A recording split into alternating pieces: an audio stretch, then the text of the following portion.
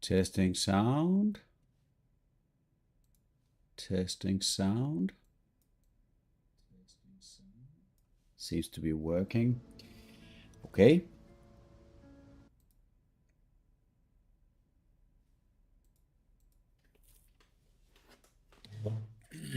Okay.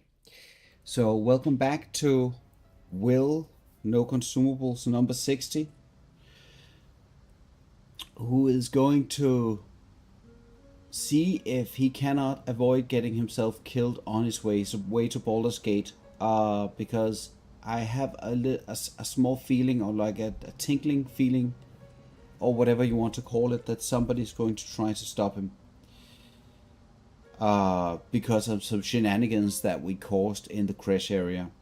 The other thing is that Wyll also wants to try and see if he cannot valiantly lift the Shadow Curse, meaning that he's going to hop into a fight with Oliver and his merry friends, and his mommy and his daddy and his big plushy owlbear friend as well.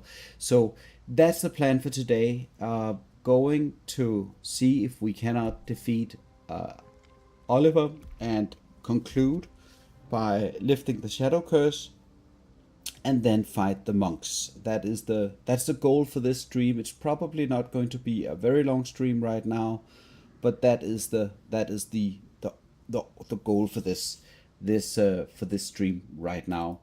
Last time we ended after we killed Lurthendor down here. That was a lot of zombies and a lot of rats, and it was successful nonetheless. And that was basically the way that things ended. So what we're going to do today is we're going to go and first of all talk to Jurgir, who we now helped, so that he's going to be friendly to us and perhaps join us in Act 3 for some devilish things. And then we're going to prepare for the Oliver fight with all the means available to us. Perhaps a very short introduction to what's going on here. Wyll is level 10 currently, level 10 Fiend Warlock, who is basically the origin character with a bit of a changed stat row.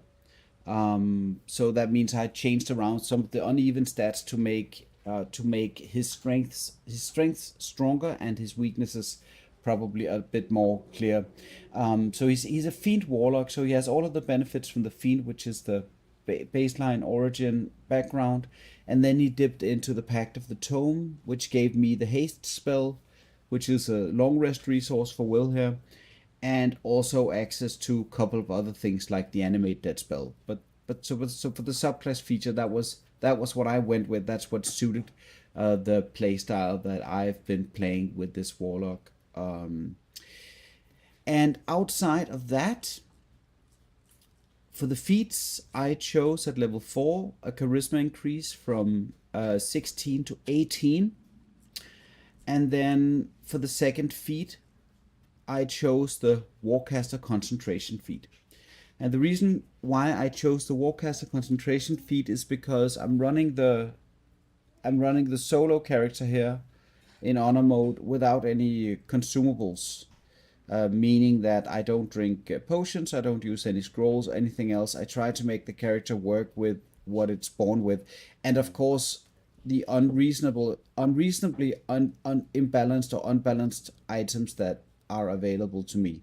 Of course, that makes a big difference. So saying that one thing is stronger than the other doesn't make any sense. Some of these items are ridiculous. So that's the basic idea here. I'm talking a lot about the item choices and what the items are doing and what not when I do some of the big fights, and just before what my considerations are and how I expect the different items to play along and synergize with each other. So I'll leave all of that to that situation where I go and do that.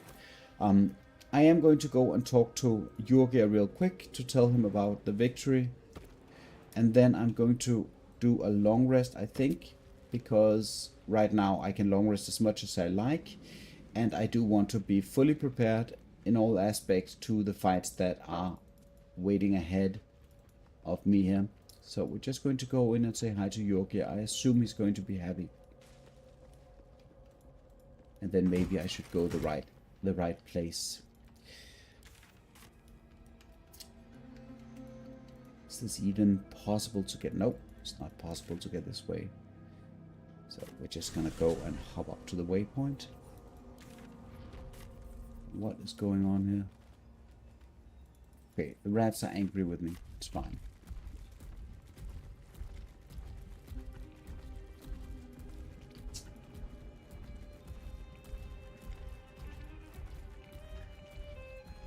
The thing that I do want to get is the necrotic resistance from the altar once again. The necrotic resistance, unless I, for whatever reason, am unable to get it now that I messed with Shah and she's angry with me, is pretty beneficial. So that coupled with the Blessing of Selune is still something that I want to get.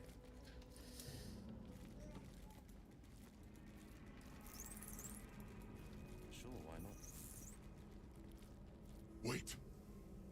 Quiet. It's gone. The song is gone. The contract is completed. I think free might be rather overstating matters, Yogi. Devil's in the details, you see. And the details are in the fine print. You were to fulfill the deal. Nowhere does it stipulate you could subcontract the last kill to the first adventurer's party that came trotting along. In short, you're in breach of contract, my friend. Oh dear. Back to the hells with what we agreed. I have you now, Raphael. Pay the debt, and I will make this quick. Consider your position. You are about to forfeit what reputation you have left. No contracts, no fame, no power. You'll be a streak of excrement. Even lemurs will slither away from. Unless, of course, you consider instead my infinite mercy.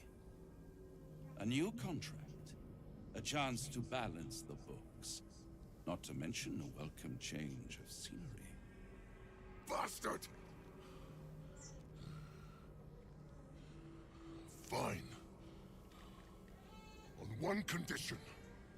No more songs. What's a contract without whimsy, I say? But fine. No more songs. Now, off to the House of Hope for cocktails and canapes, and a brand new signature on a brand new deal. But first, it would be only befitting if you reward your subcontractor. The greater reward for the greater hunter. Anything I leave behind is yours. Pick over it however you like.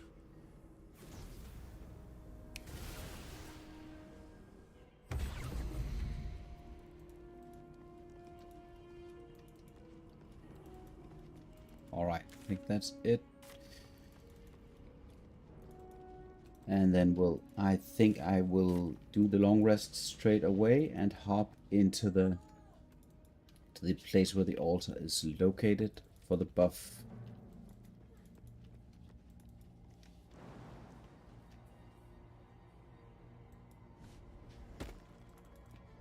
Right.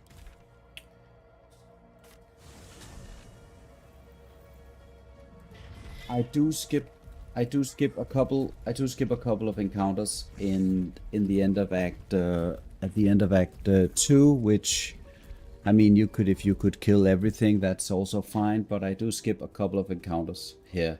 So what I do skip is, for instance, there is a boss called the Cloaker who's out here. It is something that I could go and fight, but I actually prefer not to do that. Doesn't give a lot of XP, and the way that the frighten mechanic work is not very good for Wyll.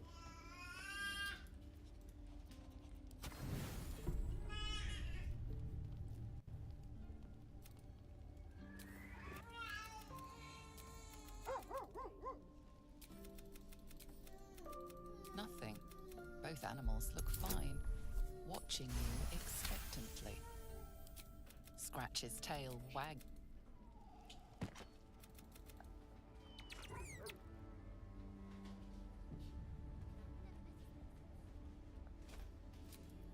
Right.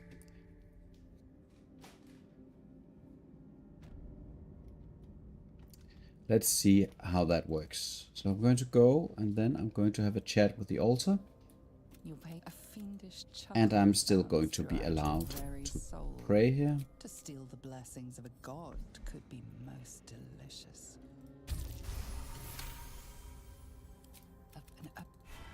And I get the buff. That's all I wanted.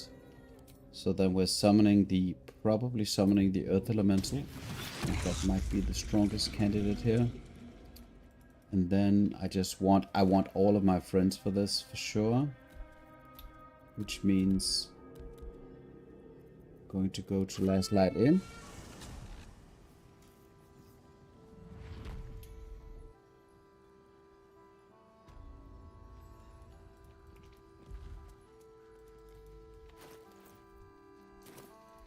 For the items.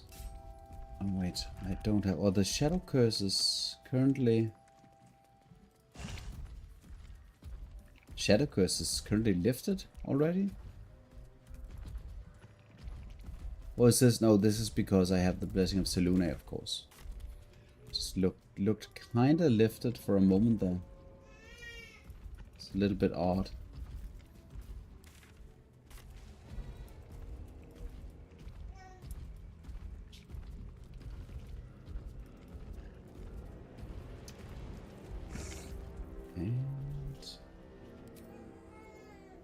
Summon the skeleton here.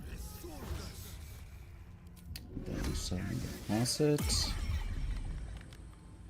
think that's pretty much it.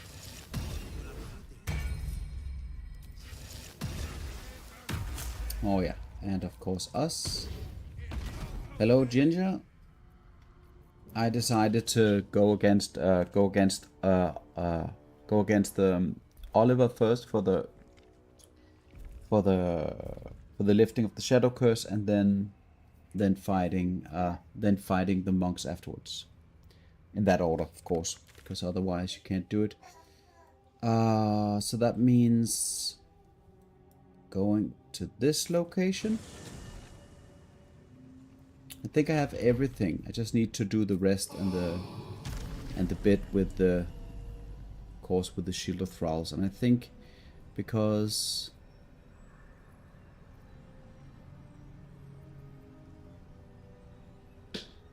Shovel is the character with the least HP, I think that might be a good place to go ahead and use that shield there. I could bring in the. Probably I want to bring in the Campion in the monk fight, because the more the merrier. Even with the offensive fireballs, the more targets I have available, the better. So I think that is going to be superior to any other choice at that point that I have available to me. I don't need critical strike immunity, but what I do want is I do want a lot of initiative.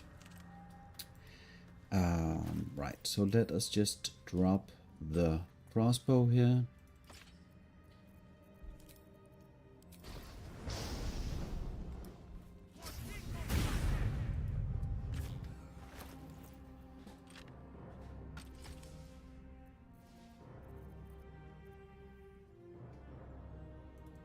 Question is if I want to buff the arcane blessing stuff before the fight starts. Could potentially be good. I kind of want to do that actually.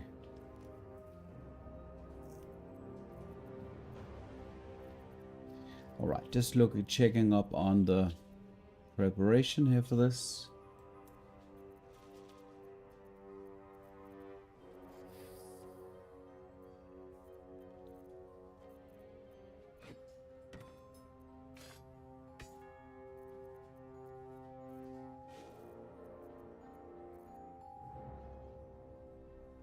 Radiating orbs are not going to make that much of a difference.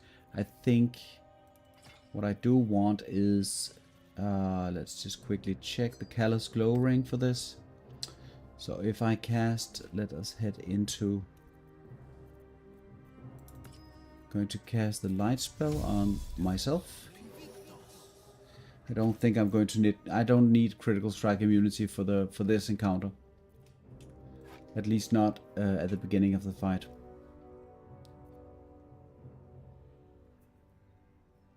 I mean, if Mummy casts sleep on me and I'm crit, that's bad. But like, I've watched a couple of videos now, and right now I feel like it's not going to happen that way in the first turn. So I'm not worried yet about that. And even if so, something else is going to hit me and I'm going to wake up, or my own minions can hit me and wake me up. There are many ways to get out of that situation because I have so many minions, so many summons. So I'm not worried about the first couple of rounds. And the amount of damage that I'm dealing, I'm assuming that I'm going to make short work of. I think probably I actually want extra movement from the click heals. And then I want to bring in the Callous Glow Ring here. Because now I'm illuminated, so that works, that's extra damage. I think that makes sense at least. And then I need to prepare to drop the Moonlight Lantern. I'm assuming it does something to the shadows, if I remember correctly. It's been a very, very long time since I dealt with these guys. I think the Psychic Spark here is just going to be more beneficial because of all of the small shadows. I think my action, sometimes potential of my action might be stronger using that spell for those small pesky ghosts. But outside of that, I think this is pretty much, I don't want to, you know, I preferably want the Sunbeam. So I think that's what I'm going to go with. Psychic Spark, Callous Glow Ring, Ring of Protection, Near Misser, Sentinel's Shield for Initiative, Blood of Lathander for Sunbeam and Blind. Boost of Speed for that extra movement because it might be relevant. I mean, the boot slot is a very good slot for the Warlock, but I prefer to go with this for now. Gloves of Dex for armor class and hit rating, potent robes, and the Diadem of Arcane Synergy. Oh, hello, so Blackest. I'm running a short BG3 stream here with my no consumables Warlock, who I hope finally will be able to beat the game after many tries. He's number 60. I think it is my 60th attempt, while playing blindly into the solo honor since last year or something. And I'm currently finishing up Act 2. The idea is now I'm going to fight Oliver at the town square with all of my friends here, and his mommy and his daddy and whatnot, that fight. And then I intend to go and fight the Githyanki monks afterwards. And then I'm in Act 3, if all goes according to plan, which I hope. And then we'll see what happens, how much time I have. But outside of that, welcome Raiders. I don't know if you guys are late night sleep-ins while watching So Blackest's late night streams in the US. I'm in Denmark, so right now it's before noon. It's not that late. And I'm sitting down with a cup of coffee and playing a bit of my favorite game here. I am running this Warlock here, solo, no consumables, on honor mode, and I'm about to finish Act 2. I defeated Merkel last stream, which went pretty well, I would say. So it's an Eldritch Blasting machine, and now we're going to see if I can kind of make things happen here towards the end, or if I end up fucking it up and losing. So we hope not. How did your stream end, Sir Blackest? What happened with your with the finalities?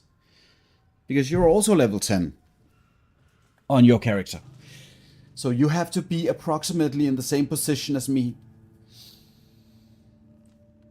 I mean, in terms of game progress, you have to be like towards the end of Act 2 and need to make some decisions, I'm assuming. Oh, you took down Yorgir. Yeah.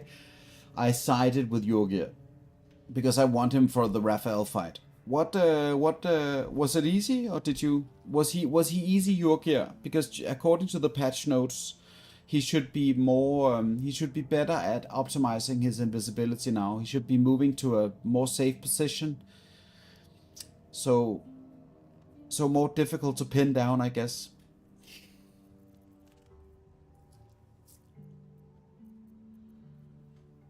Was there any difference, or was it the same fight as before?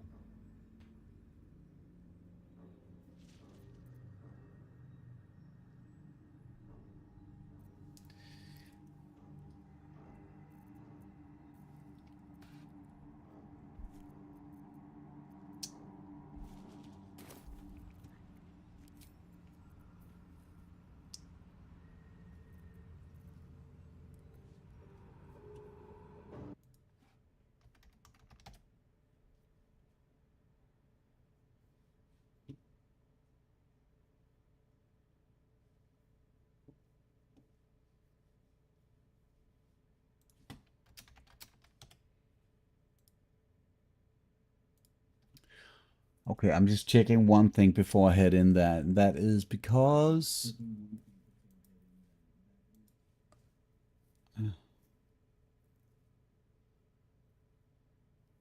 Okay. Yeah, gotcha.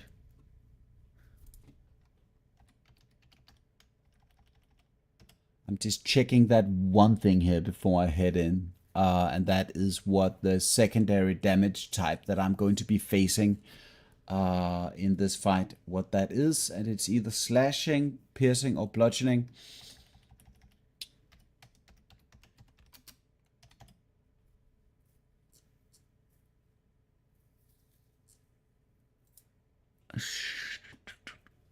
So there's a bit of bludgeoning damage from the plushie, Shadow Plush, and slashing damage from its claws. Probably I'm just going to buff the slashing here from my Fiendish Resilience, I think. Let's go. Yeah. Yeah, a lot of the things are probably not as hard as you could fear. Okay. Don't think I want to do anything else here. I think the +1 from the Fistbreaker Helm to initiative is not going to make that big of a difference. I could pre-buff the jump here. That can never ever hurt. But outside of that, I think I just want to head in there.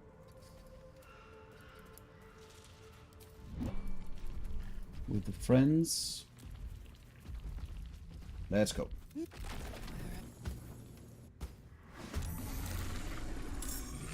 Let's check the initiative for this.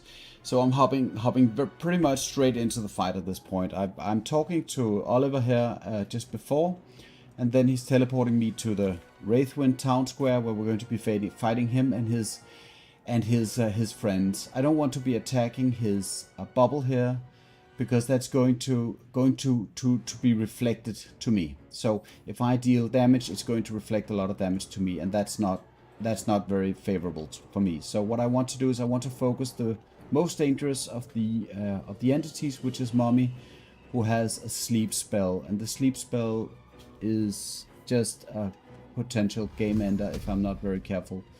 So I do want to kind of move into that, potentially adding the Psionic Overload. I think I'm going to add the Psionic Overload. This ability, I think, is potentially a little bit questionable, but I actually do like it. We're just going to crit her. Just adds that psychic damage there. So with the critical, that's a 2d4, so it's a lot of extra damage. Okay, I'm going to head back now, and then we'll see what happens. I'm going to try and see if I can't put the scare on her. I love that ability. I think that it's... some people don't like it. So I think it depends a lot on... But yes, I'm also a big fan. There is the wasting quiet. This is also something that I just need to familiarize myself with, because I know that the small ones here can explode, but I don't think they do that more than once per turn. There is the lullaby. This is the ability that I was dreading, right? So now she slept me for 2 turns. So this is pretty much what I have to deal with, which I think is going to be potentially doable because I have a party that can help me out. But I'm not that big of a fan, so I could attack myself and get myself out, but the AC is not particularly in my favor. I'll probably be attacking Mummy here.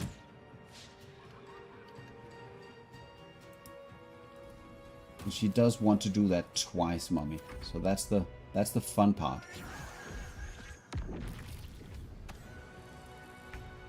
Alright. And now for the MVP, I'm pretty certain that what I need to do is go and just see if I cannot bring down Mommy. I probably can't bring her down in 1 turn, but I'm hoping. And now is the vent. Now comes, I think it's the plushie monster. I'm pretty certain. There we go. This is basically like the worst case scenario for me for what I was fearing from this encounter. Because now I'm asleep. Oh wait, I'm up now, but it's not my turn any longer. So Mommy can still come and do her thing on me. And I think this guy is going to be in a hot mess in a moment.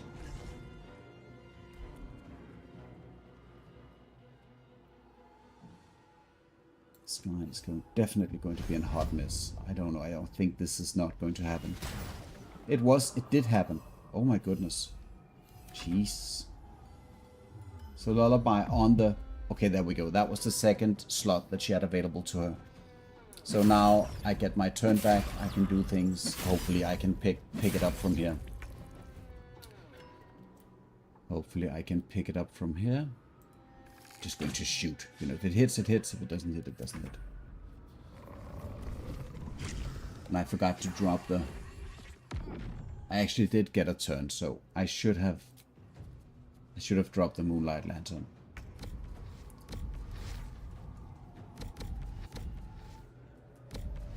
Ten hit points. Prone, immune to prone, 3 hit points. She is just... So, we're going to position ourselves in a spot so that the Shadow Plush... I'm not quite sure if this guy actually wants to jump if he's faced with... He's not doing anything here. So, am I asleep again or not really? Oh, now we have our turn. Okay, that's something. Okay, so the Shadow Fiends are using Necrotic Claws. Necrotic Claws are 2d8 plus 3 plus 2d4 of necrotic damage, and I chose the Slashing Resilience, so that's good. But I'm still in a position where I have not done a lot, and I need to do a lot. So probably if I can manage to...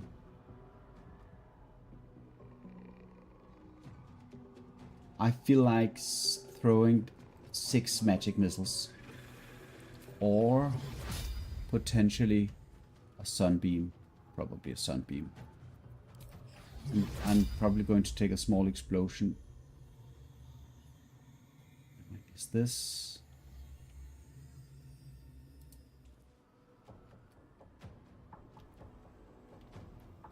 I don't want to do this just yet.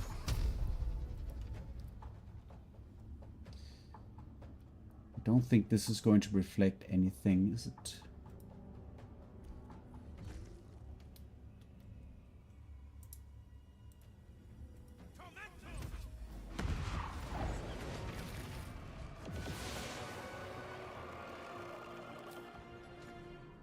Okay, that did do a lot, but they didn't seem to explode really, and now all that's left is my Earth Elemental, so probably we are going to go back. Oh, I don't have any movement. Okay, fair enough. But I am going to drop my Moonlight Lantern. There we go.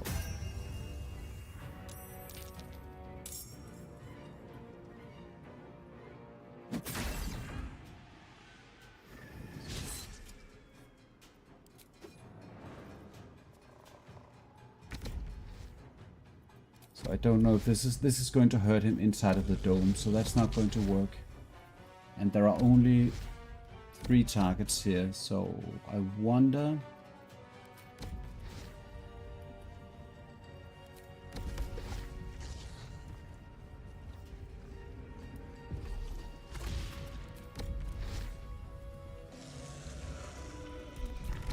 Still not very optimal.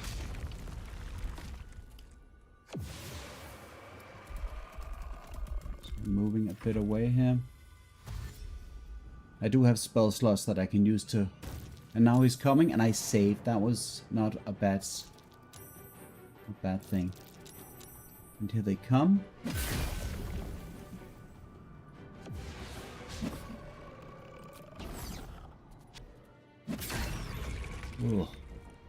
Alright. So probably what I want to do here is move over here. And activate the sunbeam. I think this is the right time. So he's taking a bit of retribution damage at various sources here, but now we're kind of down to and what happened to the shadow plush? The shadow plush was hit for 66 radiant damage and it's vulnerable. Okay, see, that was what I wanted to see. Sunbeam is just so good for this stuff.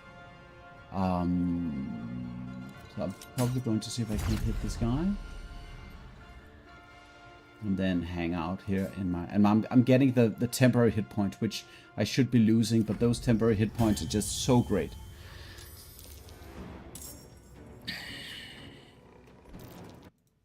Yeah, that's the last round of...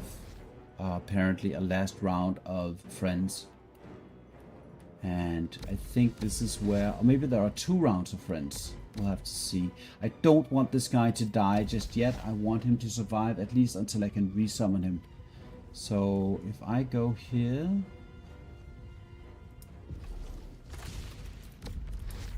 Get these guys.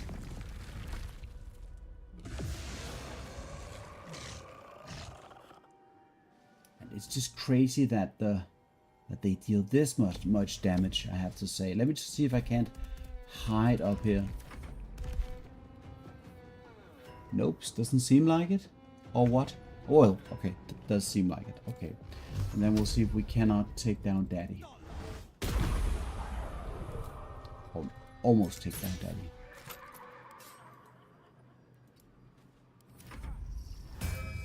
Yeah, more friends? More friends. More friends.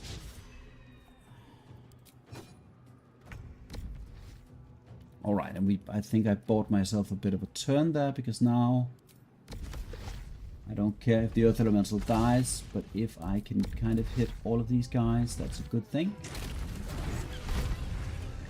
I think that's a decent position.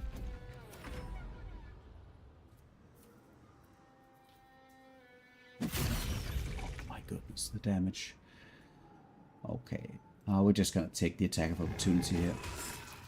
And this is where it's getting a little bit ridiculous. There was a life drain, which is not a major problem at this point, but like for the Fiend Warlock has a very, very strong ability where when you kill something, you get your level, which is level 10 for me, and your charisma modifier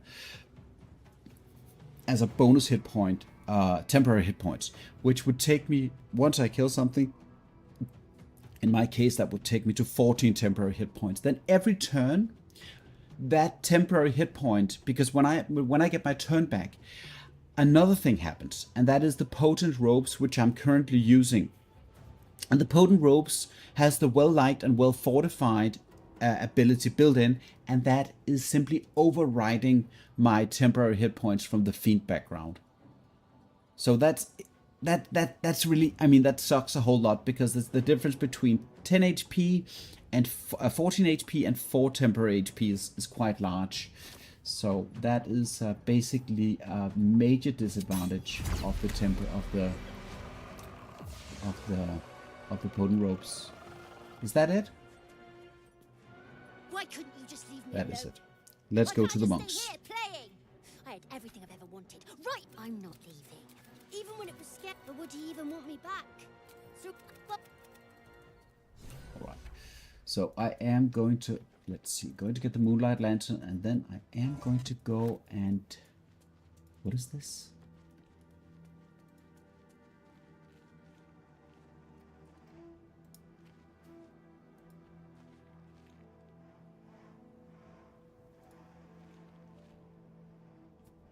Okay. Okay, so I'm going to go and talk to Halsin. I think Halsin is in the camp, if I remember correctly.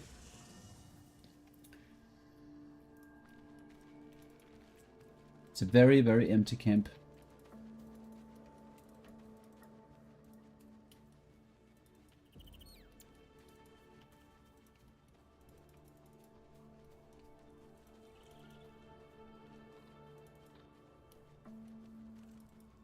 Hello, Thaniel. you did it. Not as nature moved. Your path leads. So, is he at Moonrise Towers, maybe?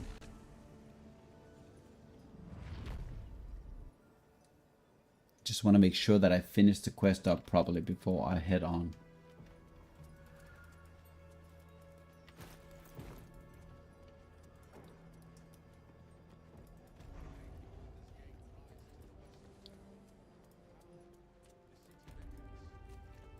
I like it how all the named guys are just replaced by no names in the aftermath of the attack on Moonrise. Time for a chat. Thaniel rests well. He's healing. I knew I'm glad I put could my help. faith- I can't. Still. Anyway. And I'm glad to be had. Glad to be with you, I mean. Alright. No clue about how that quest ends. Lift the Shadow Curse. It took some convincing. We should check with Halsin next time we're at camp. So I'm assuming that he's going to come to camp now.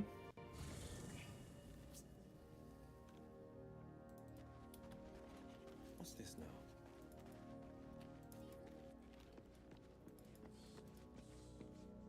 Your path. No? You find Mum and I don't. Oh yeah. Yeah. Arabella as well. Leave me alone. Dost thou require? Did I also mess up this one? She's supposed to give you an item that enables the Shadow Blade. Probably I messed that up because I didn't finish that bit of the quest earlier. Okay. Yeah, many things to remember. I'm assuming that that this quest is just going to end. Alright, so what I'm going to do now is I'm going to go. Wait, that doesn't work. I'm going to head out of the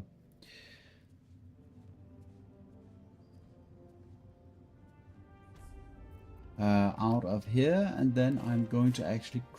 Well, now he wants to talk to me still. Come on, Halsin. I swear. Make up your mind.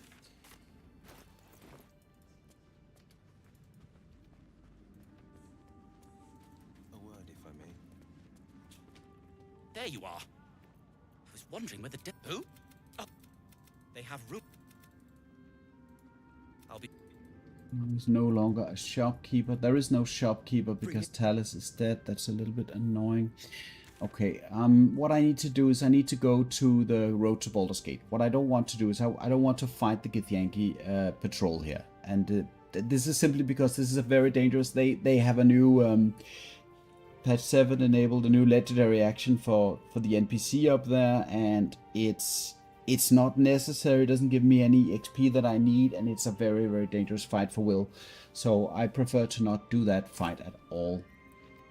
I think I'm going to head down and do the long rest now before the monks.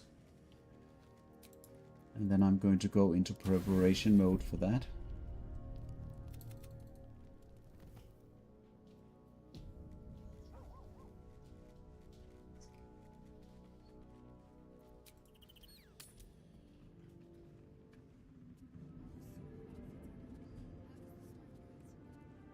So the way that I like to do it is I like to crouch, and then I like to hop to the waypoint.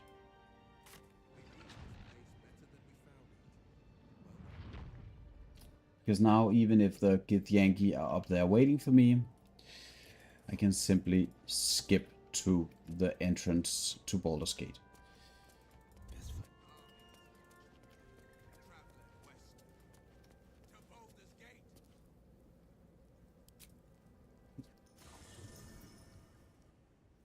The curse has been lifted. The land's cleansed of the shadows. Kethric's reign of living death is over. Your courage has been tested, and in this at least, you have triumphed.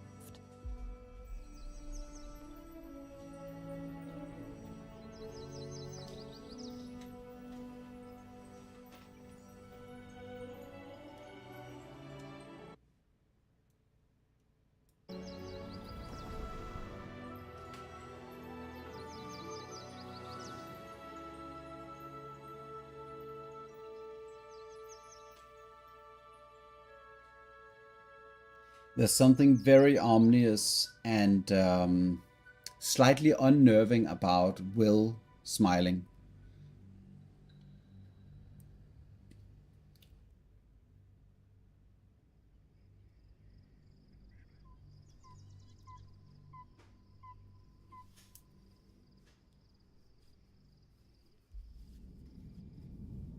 I am going to skip the dialogue between Gortash and Sergeant. No. So you came... and Orin. Perhaps get back to your... Duty. Your Control your... Oh.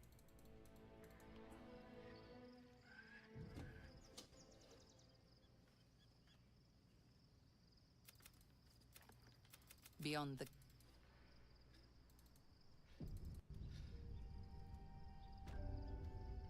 All right. I don't think there's anything that you need to do in this. If I remember correctly, I mean you can blast the barricade and you can jump down, and there's a treasure chest or something with some kind of. Let me quickly check what's in there. But if I jump down, I think there's a problem with getting out of that crevice or something. Has a bit of gold on a peridot. No thanks. Not valuable enough. And then I need to set up some of the stuff here, because I'm going to be woken up in the middle of the night. So I'm just going to set up the stuff that I want for the opening of the Githyanki monk stuff, because that's pretty important. So what I do want for that bit is I do want some gear that gives me initiative. That means the Fistbreaker helm, it means the Sentinel shield, it means the gloves of Dex. That's going to put me at +8 to initiative, and I want as high initiative as possible. At the same time, I probably want the amulet of Misty Step, so that I can then Misty Step to the portal. I want the boots of speed are not going to do anything for me, since I'll be Misty Stepping.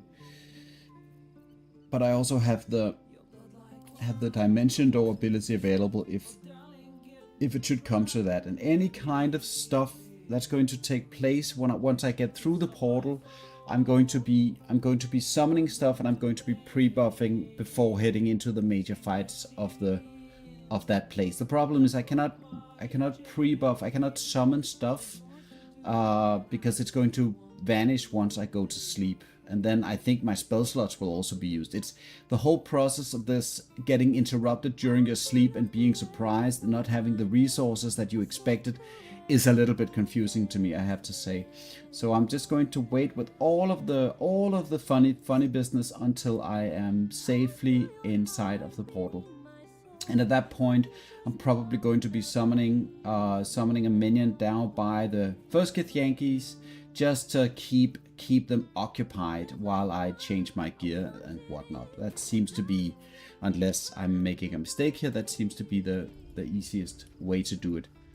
So once I click the go to bed, trouble is going to start brewing. Just as a kind of a test here, I'm going to cast my Invocation of Shadows, my Mage Armor, which is a free cast, as many as I want. Doesn't require any spell slots or anything else, and I can use this as many times as I want, meaning I can just rebuff this for free, just to see if that carries over into the next into the night. And since I will be using the Misty Step here, I might as well equip the Evasive Shoes as well. So probably a combination of Misty Step and Dash is going to be my go-to here. This is very heavy on the bludgeoning, so I am going to use my anti-bludgeoning just in case that they go and start pounding on me. Sometimes they get a turn where they go and they punch you, and that can be extremely scary. So let's see what happens. I'm going to go to bed now. The events of the last day, the absent And we're going to walls skip paired the together. video here. And what of your fun? And here is the fight. Let's see the initiative. I am first in the initiative order, which is what I wanted. And then we're just going to straight up Misty Step from the amulet. No, we're not going to do that just yet. We're going to move. Going to move here. Just need to make sure that I have the exactly up here. And then activate my dash, because otherwise this would be a not very fun round of damage to go through. So I am going to dash and head into the astral portal. And now I'm going to be summoning something straight away, because there's a fight going on down here that I can get to pause if I add something into the initiative. So I'm just going to head down to the door to see. There we go. Oh. Anyway, let's prepare here. I'm just going to keep an eye on this. Scratch is now in the turn order. Okay, now I have the time that I want to prepare. Okay, so I did lose my mage armor, which means I need to recast that first thing. I can't hold them back alone. Very, very important. I am going to cast the armor of Agathis. I do think that it does not make sense to play around with the resources at this point. I am going to be summoning my Earth Elemental here. And it is going to be the Earth Elemental, I think, because of the prone value of the Earth Elemental. You could make the argument that I could do some shenanigans with some other things. But having the ability to prone some of those Githyanki's is just too good. Some of the other elementals are also very strong. So I'm going to summon this guy. I'm going to summon not the cheeky Quasit, because that's going to do things which are bad. I'm going to summon us. I don't want to summon the Quasit just yet, because he and Scratch are sharing initiative, and I'm worried that that's going to put me into combat, which I don't want to do just yet. Shield of Thralls, probably on the Earth Elemental, I'm guessing, which is a slightly less important detail. And then I don't want to do anything else just yet. I want to consider a couple of things. So, in terms of initiative, I mean, I do have time after the first two Githyanki monks. I'm just going to save the game here real quick to reconsider my options. The Ketheric shield is a very strong shield that adds 2 attack rolls and also adds advantage on dexterity saving throw, which is great to kind of counter the fireballs that we'll be facing. Once we get down to the 4 monks, I want to talk about each of the monks. Also for future reference for myself, it's nice to be able to go back and what thoughts that I have on it at that time, and what do I need to look out for in the future. Because this is a potentially deadly encounter if you don't know what your character can do and what you should do, what your options are. Of course, depending on your rule set and whatnot. But like for me, it is a very dangerous encounter always. And I am going to be dropping this hand crossbow as well. This is not an encounter where I want to. This is not an encounter where I want to. Where I want to experiment with. Can't hold them off much longer. where I want to experiment with haste, because the problem is that some of these guys will prone you, and that will end the haste, giving you lethargic. So I don't recommend haste for this fight unless you are very ballsy. And I was at some point I was very ballsy, and I am now longer particularly ballsy when it comes to that.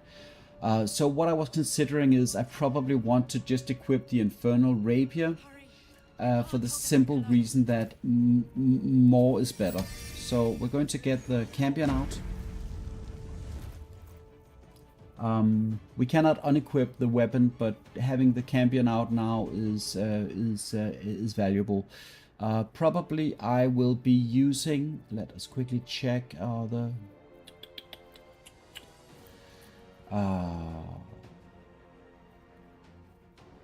the Diadem of Arcane Synergy becomes infinitely less important once I don't have all of my charisma available to me. Then it just becomes kind of okay-ish.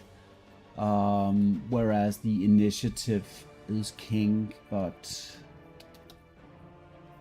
yeah, going into a different kind of thinking about adding onto this reverberation, I'm not sure that that's going to be very valuable to me. I think the armor class is going to be better in all instances in this fight. Is my opinion. Oh, hello, Squiz. You're doubling down on the. You already subbed. You already subbed to me. I think a couple of weeks back, a week back or something. Thank you so much. Thank you so much. Okay. Do I want critical strike? Yes, I want critical strike. I want critical strike and paralyzing critical to take out one of the Githyanki's in the early stages of the fight, for sure. I don't need it for the first couple of guys, but knowing myself, if I end up in a situation where I kind of have to over prepare, I end up messing it up. Okay, sleep tight, Squiz. Sleep tight. Okay, so don't want to over prepare because that is going to mess things up for me. I do want. Oh, that's not possible anymore. I should have blessed the Staff of Arcane Blessing prior to going in, but now that's no longer a possibility. And I am going to be in that situation where I need to very quickly move to a frontal, like a very aggressive position. That's my plan. Either I stay far away, but that runs the risk of, once you get down into this area where you have to fight the boss and all that, if you get into a position where you can get knocked off the edges and die from falling into the chasm, that's very dangerous. So I have to kind of make up my mind: do I jump straight in there or do I stay back? And it's not a very easy call to make, in my opinion. I think it all depends on the setup, it depends on the turn order and all kinds of other things. Callous Glow, I probably want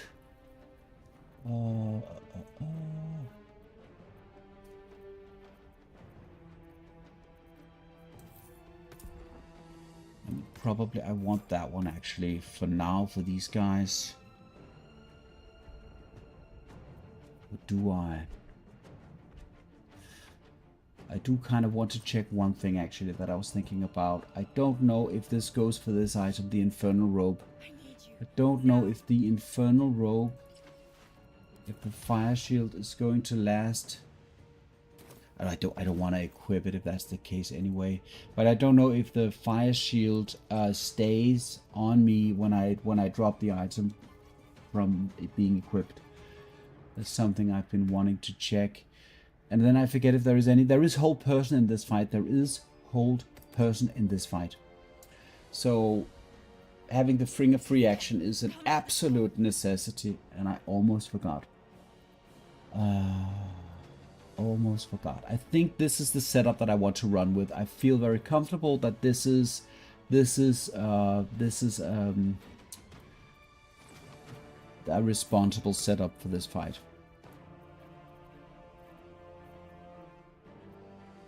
I mean, you could make the argument that the Hellrider Pride, along with the Amulet of the Harpers, no, sorry, that made no sense. Alongside with, if you can get a good initiative, being able to Hellrider Pride, what is that called? Blade Ward, along with the healing necklace. That did I sell that off? Why can I not find my healing necklace? I actually sold that off. It's right there. So the healing necklace with the Hellrider Pride, you could make the argument that if you can keep some of the Intellect Devourers in the fight for a longer time, that's going to be extremely beneficial to you. But I think that no matter what, it's going to be a bit of a shit show down there. And I actually think I made one major mistake here. It's not a major mistake, but I do think that I actually need to equip the Darkfire shortbow. Because I think I do need the fire resistance for this fight.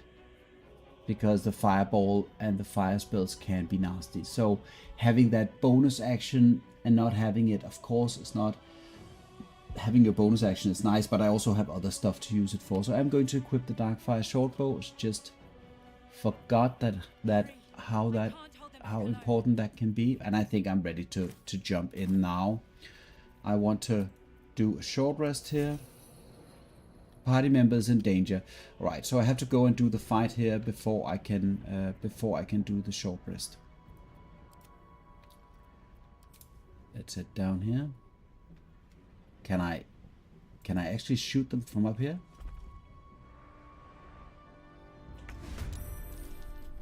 I need you now.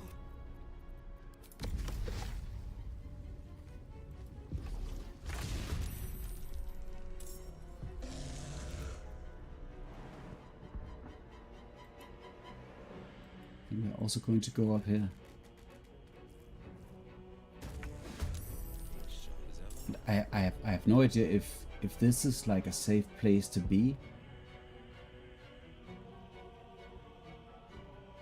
The skull. Come to the skull. Just gonna head down here by my Earth Elemental. A little bit afraid of doing anything out of the ordinary.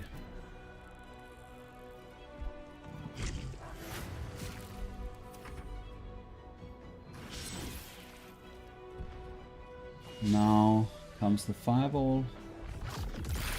That's the thing.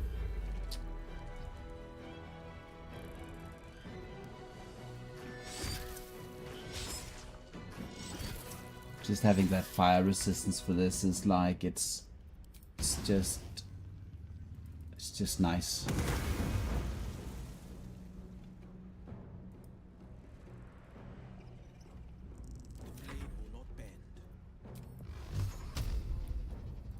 Am I going to be able to push this one out? So goodbye.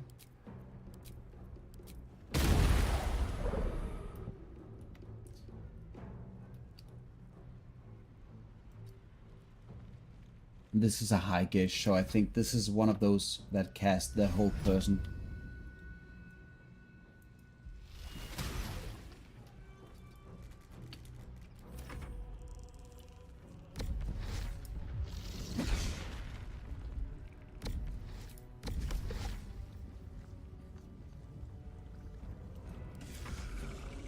It's not over.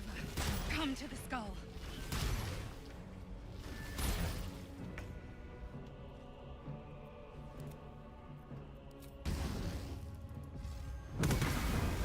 Not over. Come to the skull. So, alright, so now we do the short rest here.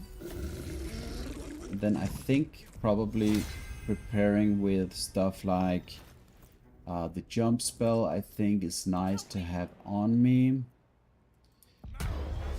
Also going to renew the Armor of Agathis and using this spell here. And then switching in, and I'm just doing a couple of things. I'm casting a couple of spells that I'm then going to rebuff my spell slots with a short rest. That's the Warlock ability.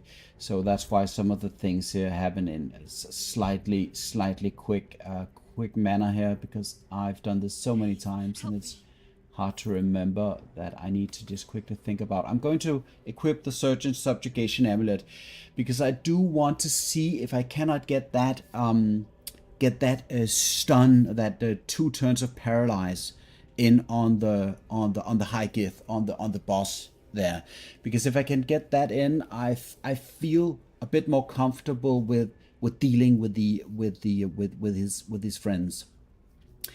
So, and with a high armor class, I think I'm just gonna jump straight into the mechs, or somewhere close to that. Probably not in the middle, because that's going to set me up for the fireball. That's the other consideration that I need to think about. But maybe they won't do the friendly fire, which is also something that I could check while doing it this way. The dog is dead, so I do want to summon Quasset here. Doesn't count as a bonus action, it's just a free action apparently. And then I want to equip the other ring, the ring of free action, obviously. And then what I want to do at this point is, oh wait, we need to jump down here first.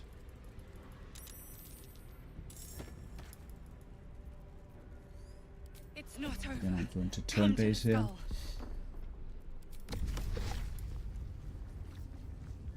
I need you now. Because if there's something that I detest more than anything, it is when my creatures are just in an odd position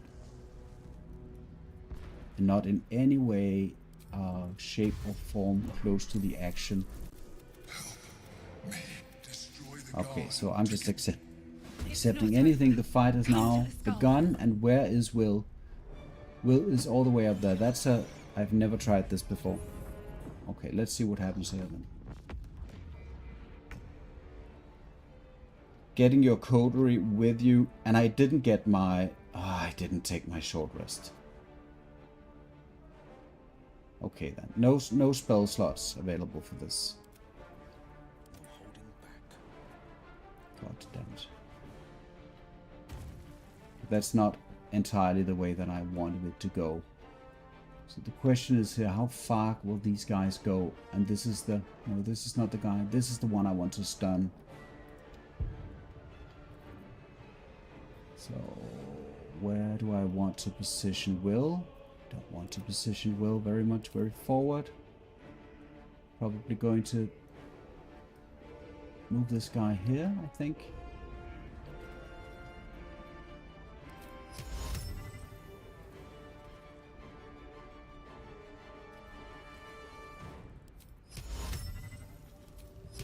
Just going to try this out.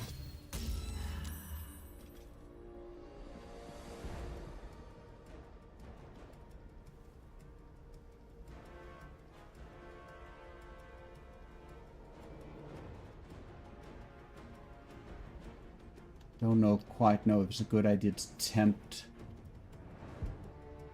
these guys or not. This guy I think has fire resistance. I'm just going to double check this. Yeah. So if he decides to shoot, this is kind of irrelevant. Just going to keep this guy in the fight, and then thinking that I also wanted the skeleton. This is part of the preparation process that kind of messes up a little bit for me.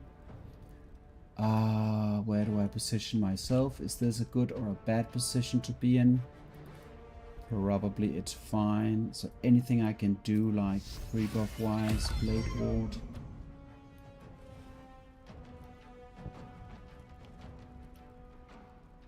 I'm not sure they can move this far, can they? I'm going to end the turn. We'll see.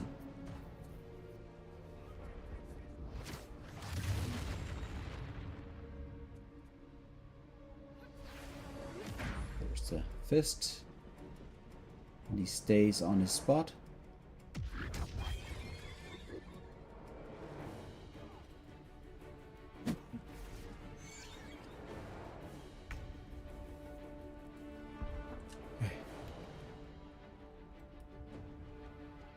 probably these guys are going to be cannon fodder. I expect them to die, but I just want to bring them into the fight.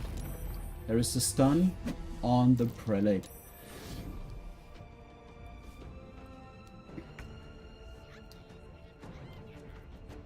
And since they have a lot of HP, I'm not going to be able to just destroy them. It's going to be a fight that's going to take a couple of turns.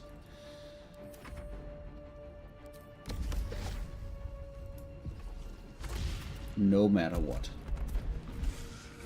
So. And then go to this location, I think. There we go. Okay, now Wyll is up. Okay, Wyll. Show us the money. So the high gish here. I'm guessing that probably a jump. Just need a location. Now, probably I'm going to take a bit of heat. That's what I'm assuming here. I have one round, I think, of the Blade Ward, and I have the Bludgeoning Resilience. So I probably should have gone with the Psychic for this. I'm not going to. I don't want to stun this guy. I'm just going to take that one round of action there. And then I need to preoccupy this fella.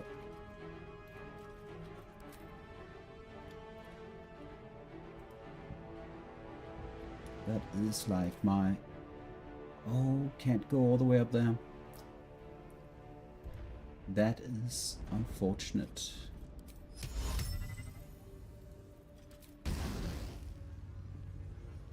Just going to try and focus down this one. If I can manage to get at least one of these down, I'm a very happy person. Fireball on Earth Elemental and Wyll. Yeah, there we go. And here comes the jump. Now he's going for me. And there we go. With the knockback.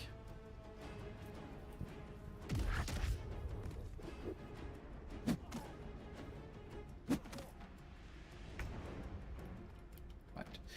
So let's just quickly check. I'm still kind of wanting to bring this guy down. I mean, I could go... This guy is currently not particularly dangerous.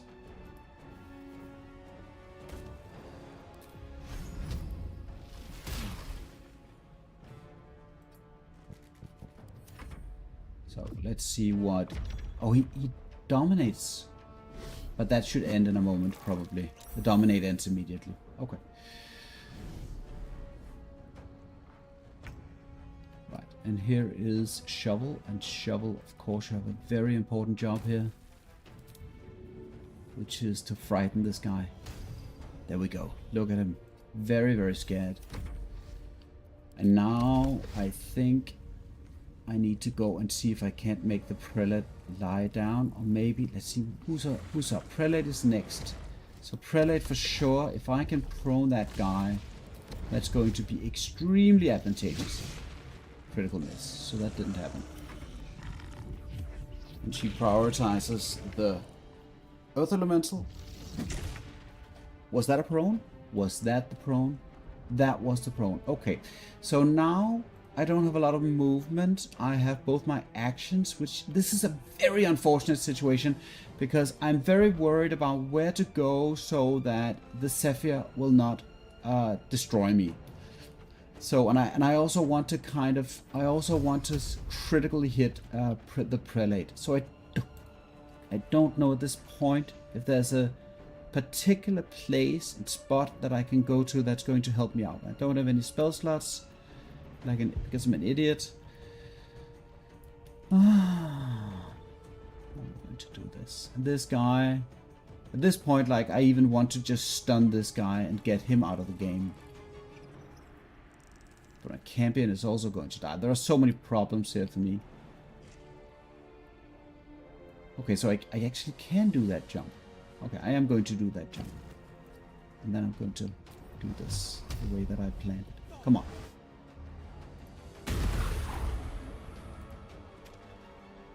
So now, 2 turns of Paralyze. And then probably I'm going to change the resistance that I'm running to Psychic Resistance. Do I have a better bonus? Oh, this is a free action. Okay, so psychic resistance. Let's go.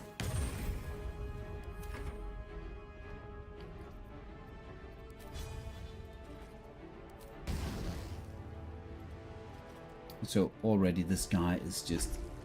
Can't let him go just yet. He's in a... It's a very fragile position.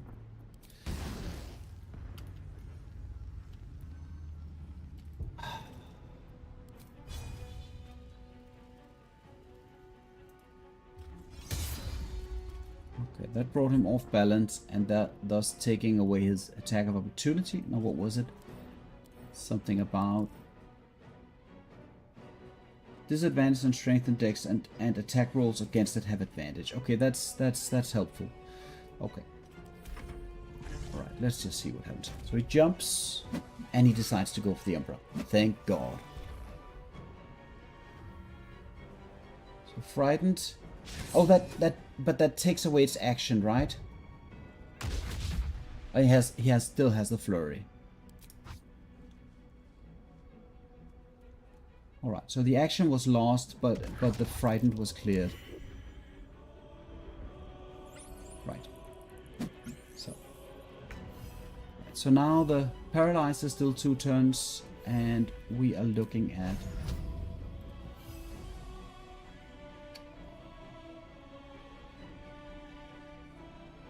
going to take the opportunity attack because I want this. Oh wait, that was the same.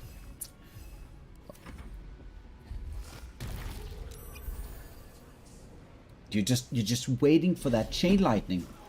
You're like, please, Emperor, chain lightning. Just do something valuable in this fight. Okay, so they're still all 4 of them up. The big bad one is still up. The Zephyr is still up. Like, everything is still up. So I'm in no way out of the woods on this one. In no way.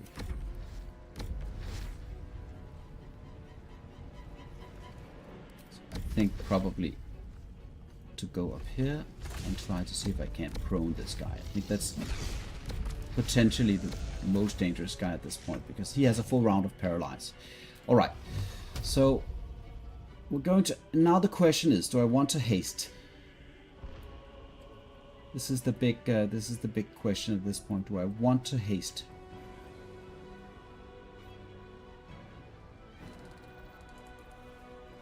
The prelate is going to be up next turn. And if I haste, I open myself up to all kinds of things. And I need to make a decision.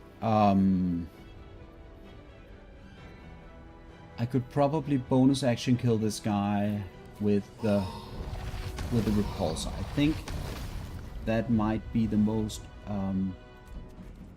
responsible thing to do here.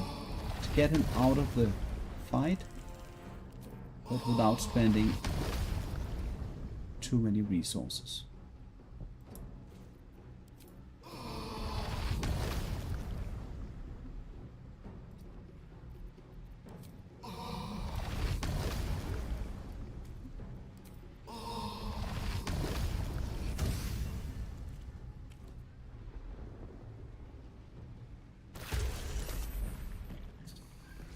Right, so he's dead, and now let's see. This guy's just prone. I think he can still use all manners of nasty things, and I still have my action. And I'm just wondering, like, can I potentially send this guy flying somewhere? No. We're just going to go for the full blood burst on Prelate there, I think. And then I'm going to set myself up for some damage this round, which is fine. This is very fortunate. I feel like there are some of these Githyanki monks that have a tendency or like a preference to going for like specific targets in this fight.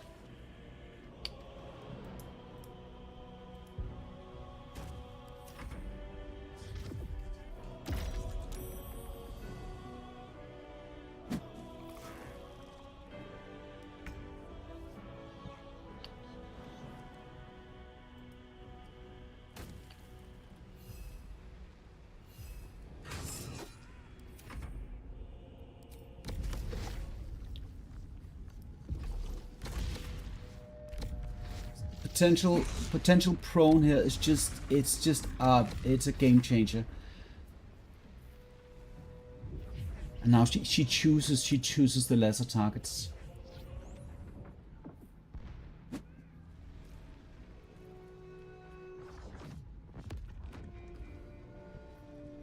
And it doesn't seem like the resonating key is working either. Somebody else I was playing with made that point, so it does seem like there's something there that does not. So like I'm going to trigger the attack of opportunity here, because if she hits, she's going to take damage herself, and probably still with a lot of AC there.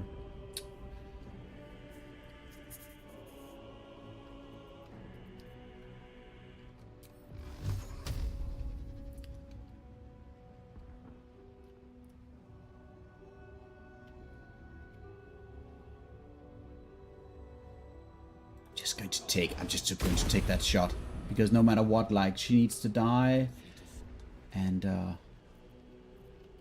then the bonus action this turn.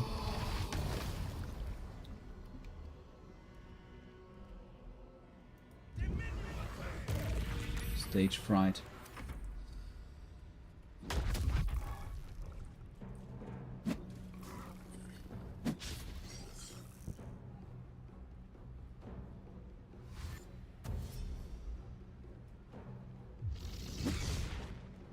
And she's prone again. Is that it?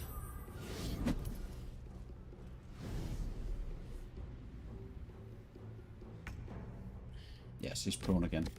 So now she's prone, so now I don't need to do anything there. I can just basically go to the other monk here and attempt the same thing. Now prone. Very, very effective.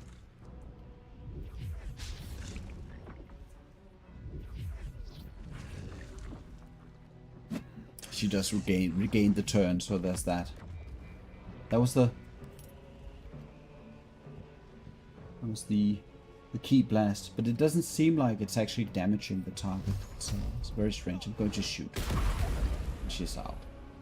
Thank God. So if I go and I give this guy a shield, and I just stay in this position, this is a safe position, I think.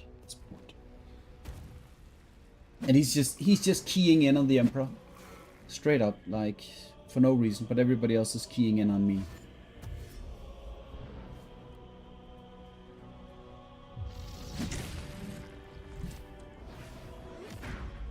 See, there is that fist.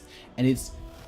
So, like, no matter what in this fight, generally never be in a position where the Unbroken, the fist, the... whatever the name was, the Fist of Unbroken Air, whenever that has that any remote odds of pushing you anywhere that's dangerous, make sure that you don't put yourself in that position. And it can sometimes be very, very difficult to say, because sometimes it's like, you know, am I 6 meters away, or however much that is in feet. But that's all I am saying here. So now he's going for me, right? There we go. Yikes. Come on, Emperor. And now, it's a little bit like the Emperor wants to steal the show. He could have thrown down a chain lightning at the beginning of the fight, and that would have been very helpful. But now, when there's like only one target left, what does he feel like doing? Chain lightning.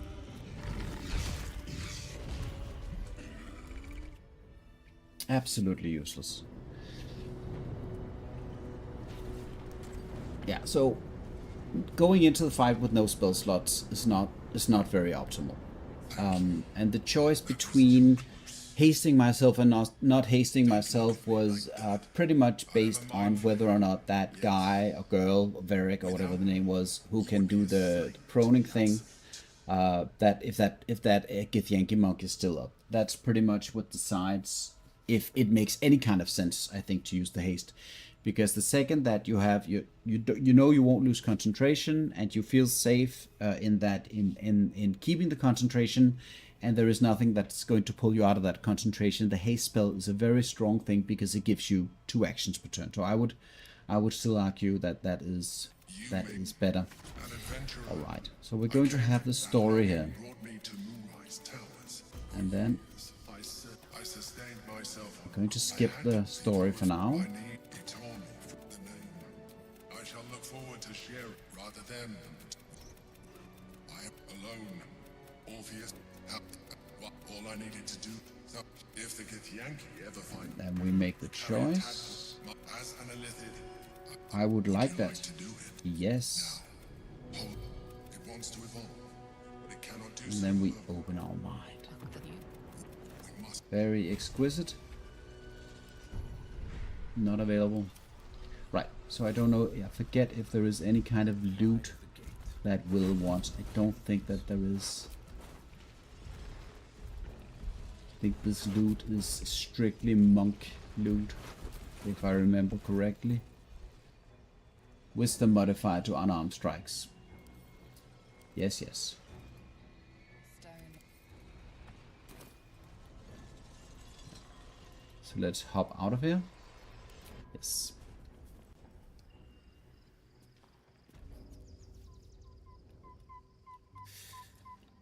And I don't recall there being anything that needs to be done before heading into Baldur's Gate.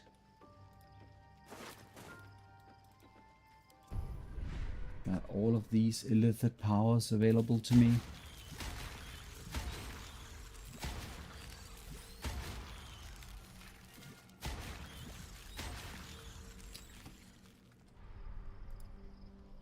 Very delicious.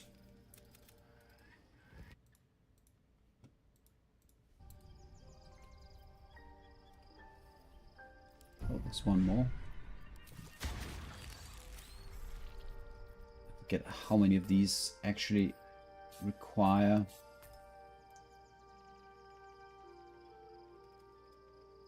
It's just way too much stuff on my hotbar now. Alright. We are now in Baldur's Gate, which is a bit of a relief because I was really worried that that was not going to happen, I have to say.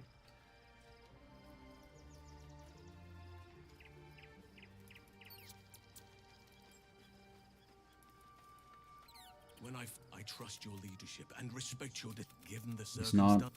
What would you like to know? I know. Well, thank me by returning the. I think I know how you feel. Anytime. Yes.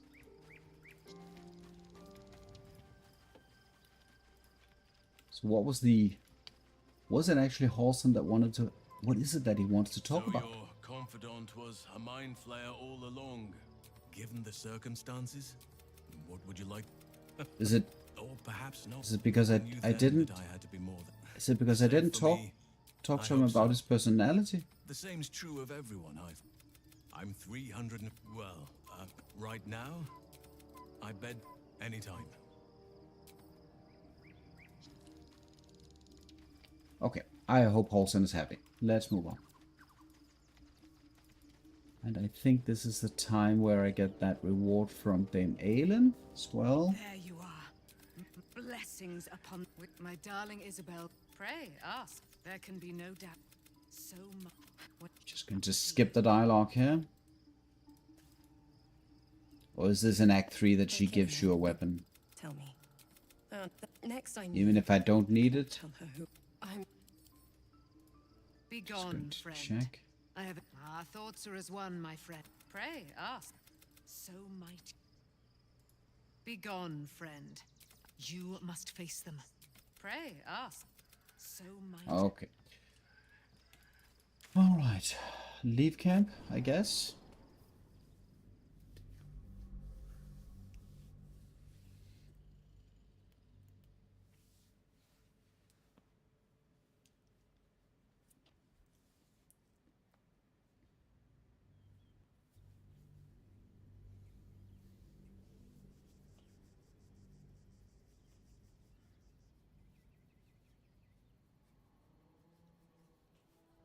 We must find where Gortash and establish themselves and take their nether stones.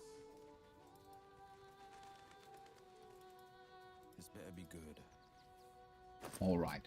So at this point, since there's going to be so much forwards and backwards and vendors and exploration and all kinds of things, I'm just stream-wise letting you know that it's not going to be particularly exciting at this point, because I do need to go and do a couple of things that's going to net me some more brain, illithid tadpoles. I'll probably be purchasing some items, so this is a bit of a town adventure at this point, and I do think it's going to last a little bit before I'm ready to head into some more interesting things. The general plan that I had for these runs was to give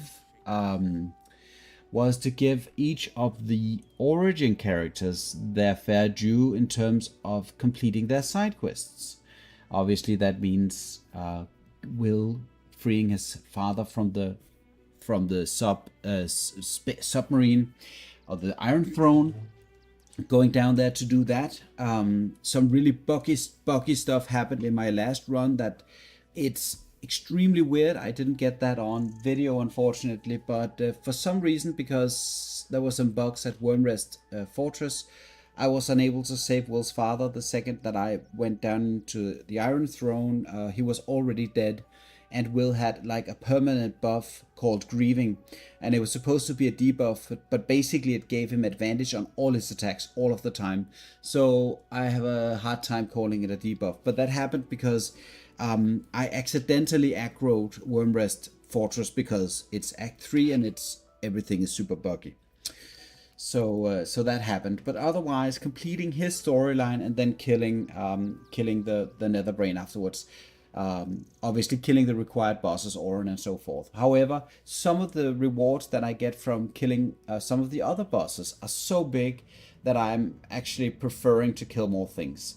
That means I will also be fighting Raphael, probably also Cazador, and Viconia, and probably all of the big bosses, I'm assuming. But it's a bit of a temperament thing. I also want to kind of complete the run and just get it over with, so that I can get started on another character. But that's the plan. So I'm just going to do a bit of small things here. Here is the strange ox. Let us do a little bit of animal handling here. There's an invitation behind its great brown eyes. Ooh. And now I think in order to get him to join me in the final fight, I actually need a speak with animals, which I don't have on this character. So that sucks. Alright, I'm just going to bring out my coterie. No reason not to.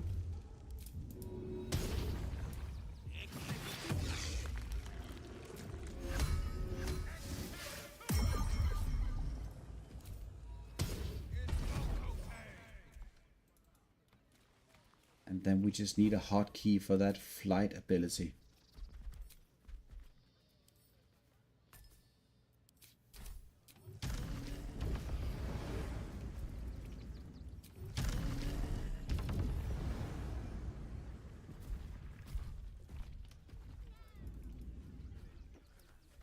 You did that old bone bag. Wish I could tell you, didn't you? Would I try to fool a sharpie like you? I mean, for some characters, some of the stuff that you get in Rivington and in the early parts of Act 3 are going to boost your character to like tremendous levels. But for me, I'm not quite sure how many of those items are actually going to be upgrades that are going to change my gear setup. This guy, for instance, has some very, very, very valuable loot. I am going to get the Hellrider longbow for that initiative role in those specific situations. So that's going to work well. I don't think the cold snap is going to do anything for me because I'm not going to be running with cold spells. And obviously the Dwarven Thrower is not very interesting for me at this point. I don't have the Pact of the Blade. I can't use this to do anything. So I'm just going to purchase this bow right here, which is very valuable. +3 to initiative in specific situations. I'm going to be very happy about that. And as a principle, I'm going to sell him back the Bow of Awareness. Alas, you cannot eat grandmother's ashes. No.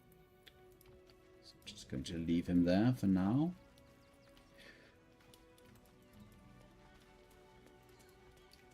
There are so many NPCs and so much like fluff and stuff that is funny and interesting in so many ways, but not relevant to... I think Fist Rowan, isn't that the one that Oren is possessing? These days, there's barely. If I wasn't If I remember correctly. I see. When Those very long conversations. Every time you get into a very long conversation, it's Oren.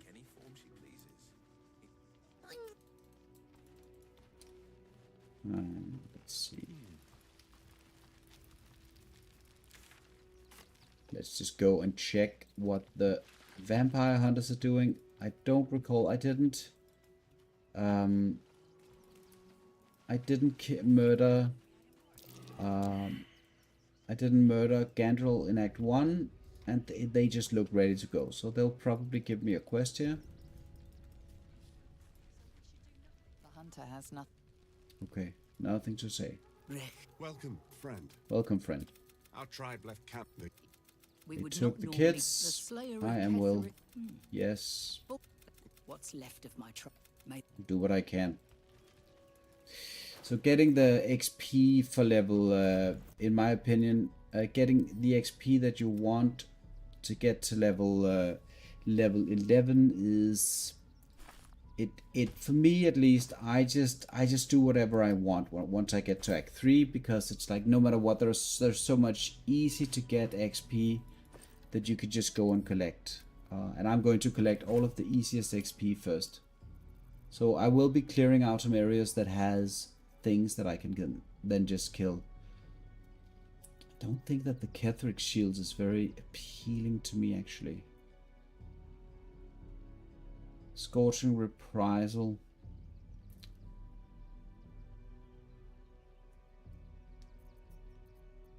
I have such a hard time getting rid of shields. It's a super big issue to me. Let's go. Let's just put some of these things into this box.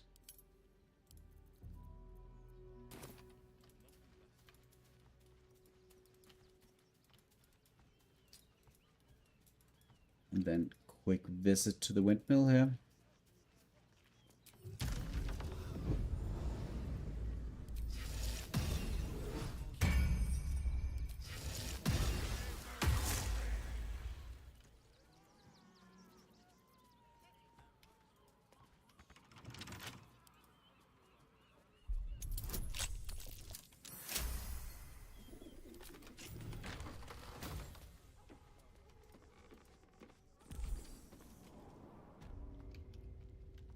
And I forget, like, you can do something for him. I think you can go and talk to him, and you can somehow. I'm just going to try and do that. I believe he gives you a quest where you get some kind of reward, which is the same as killing him or something. But let's just go and try that. Before you. A newborn. Oh, just like you did. You are like, help me. My vessel, I can still taste his. We need to feed.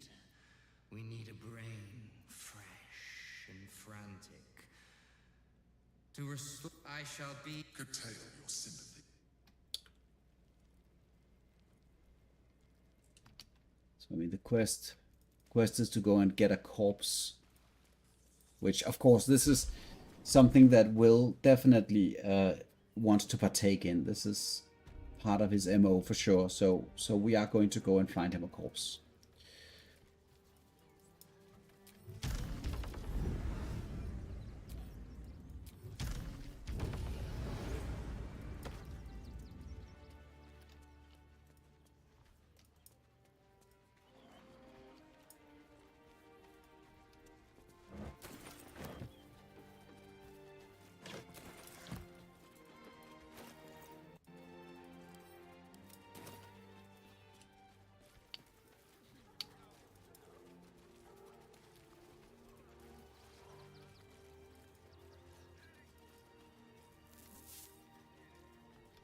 They did say that in patch 7 that they would try to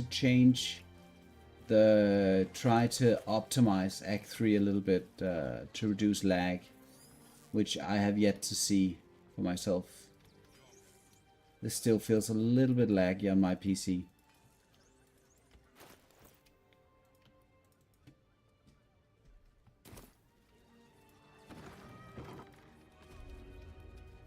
Let's see what the vendors have. Sorry. He's a living legend. Do you know he's won best and he says that if I move Right, enough let's stuff, see. I might even get to have a go on the anvil.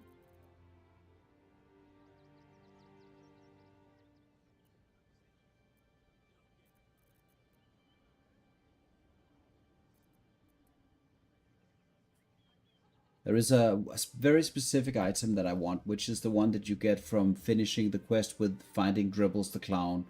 That opens up to a set of gloves that I think is potentially the best gloves in the game for an Eldritch Blaster.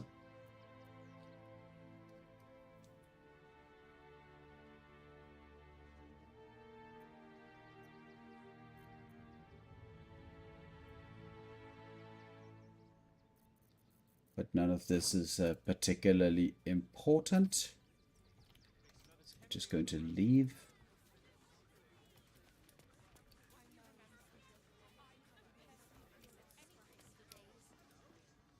The priest.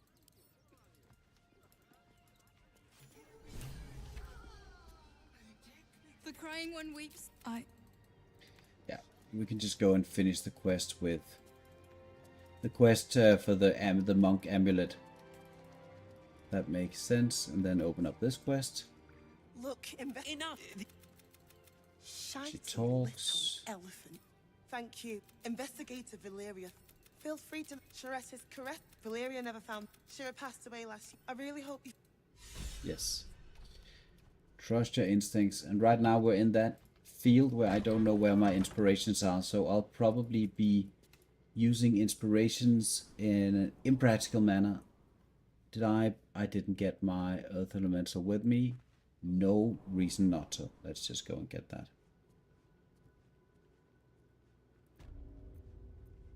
So probably I want to make up my mind in terms of Act 3.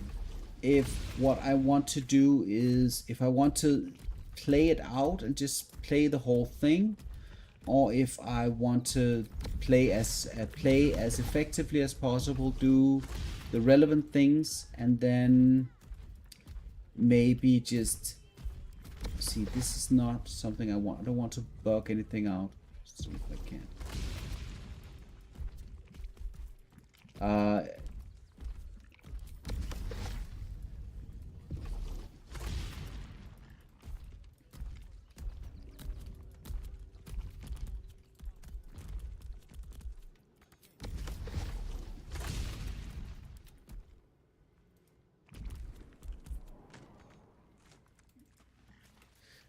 think this makes sense because also in this location I can also access the place where some of the Barlist assassins are hiding out.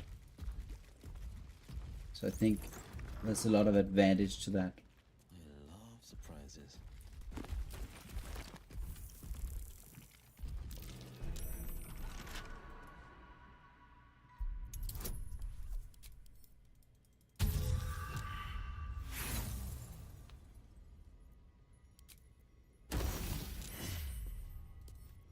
As one does.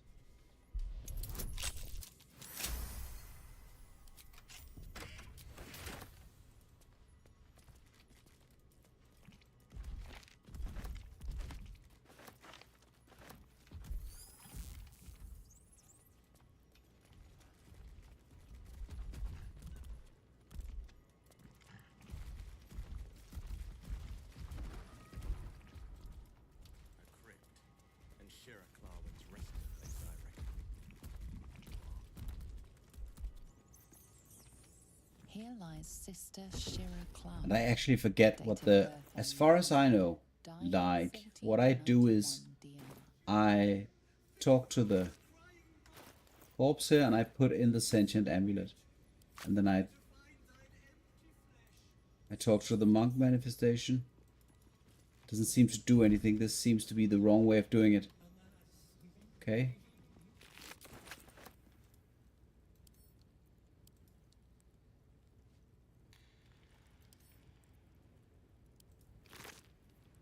This is so confusing to me. Oh, there we go. What was that? There she is. Okay. Honored Shira, her spirit has. Feel a little bit. Why did I say yes to that? Prods in places best left un. Wyll, Oh, thanks. Saying yes to the ability that you get from that quest doesn't seem very appealing. You get the ability to cast Tasha's Hideous Laughter, and I don't even know if it. I think you get it once per long rest or something, but it's a spell that needs to. It has a saving throw, for God's sake. So it's not very good in my opinion. Okay, these guys have so many hit points, so let's just go. This is a situation where I'm just going to cast haste.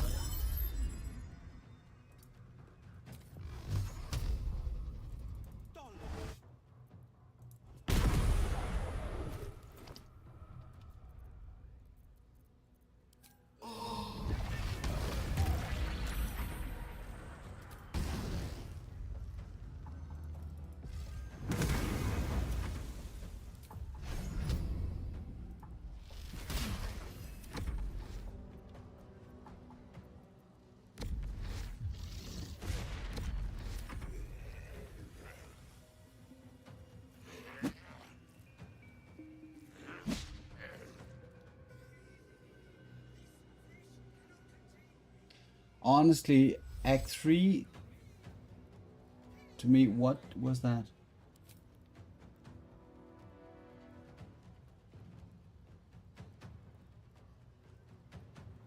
What in the world was that? And then the Hillsborough. Act 3, to me, feels a little bit like they took the intention of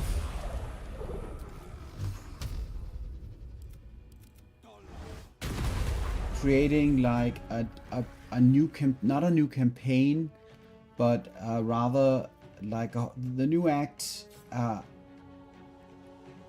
In my opinion, is like it feels a little bit like going into Act 1. Everything is not new and exciting. It feels unattached, in my opinion, from the rest of the game, outside of course, the impending doom and Baldur's Gate, but so much of this feels a little bit unattached. And these encounters are like we're getting to know the game again. Like, how does it work? And your character is just overtuned, so overtuned at this point. And then I know, of course, it comes down to if you choose to play with the limited powers and what kind of restrictions you want to play with. But a lot of the content in Act 3 feels a little bit like, okay, back to kindergarten.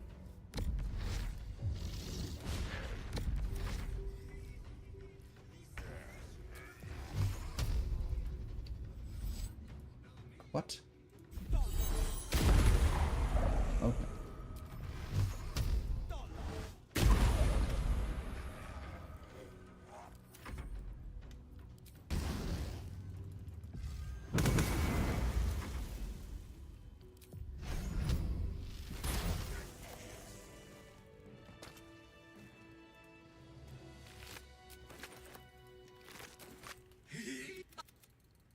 All right. At a time. And then, let's see.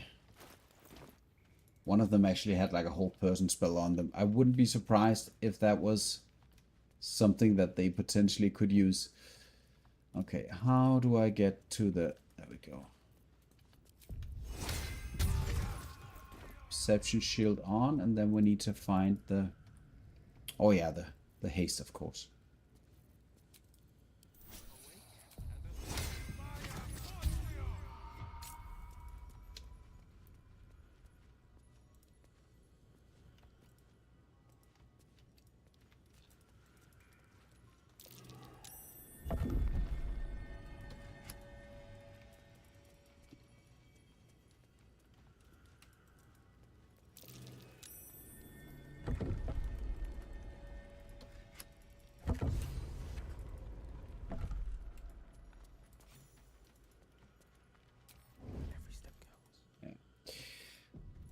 And then we have some of these fights, which I believe that they can be semi-dangerous if you just waltz in there and you mess it up or something else. So you need to pay attention what you're doing.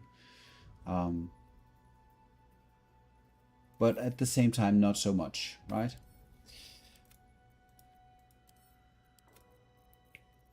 And they are not humanoid, so I cannot stun them with the subjugation amulet. I don't know if the reaction is even available. It's not available. Already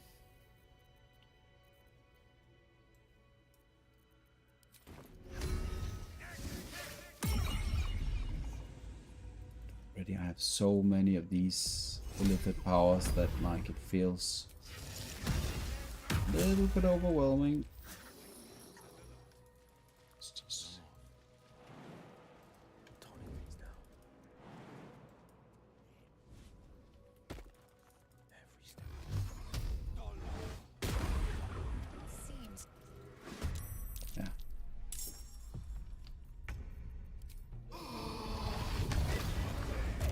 I do believe that they do pack a little bit of a punch, actually. There was the disadvantage from because the doppelgangers just don't want to be pushed into some chasm somewhere.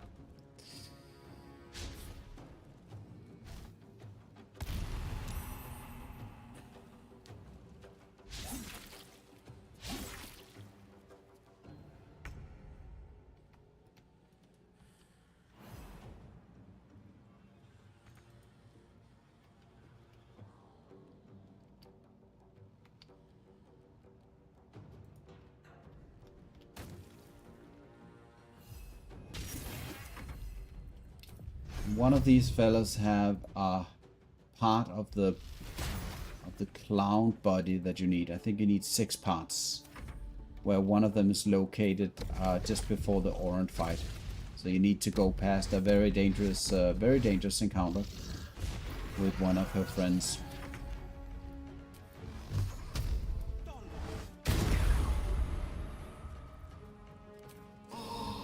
Oh, and the black hole only hurts enemies.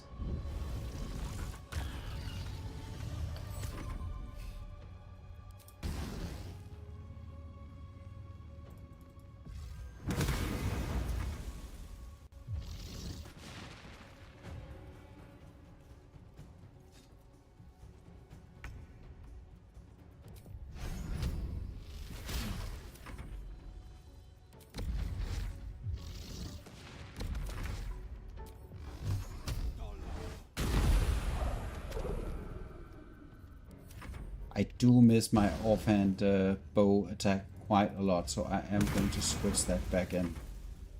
Having that near miss offhand attack for some extra damage is pretty good. It is pretty good. So I'm going to switch that in right now. Right, so we are now investigating the open hand murders.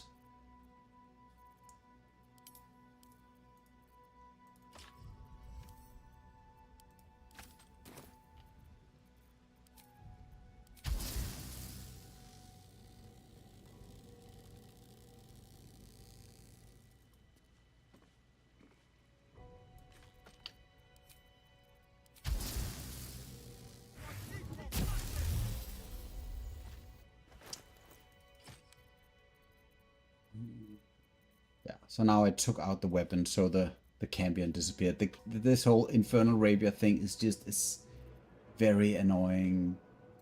A very annoying thing for me, so I'm probably not going to be using it that much. Which means I need to go back to my old weapon. Where is my weapon? Did I place that in the camp for some reason?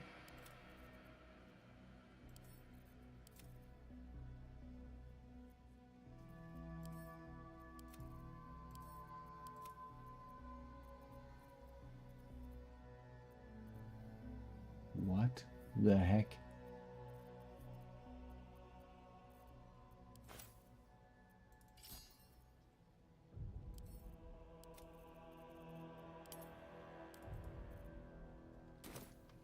Okay, let me just loot these guys and go and check where I put the blade of the Undermountain King.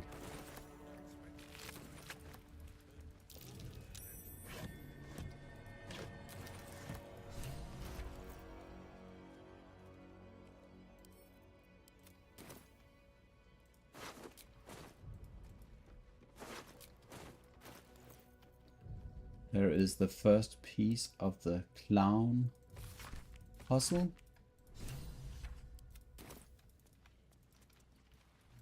Just want to see if there is anything else I need down here. I don't think that there is. There is this cloud kill poison cloud where probably there is something. There's a chest or something down here that you can go and collect. I think I can shoot it. If I can shoot it, we can check the contents.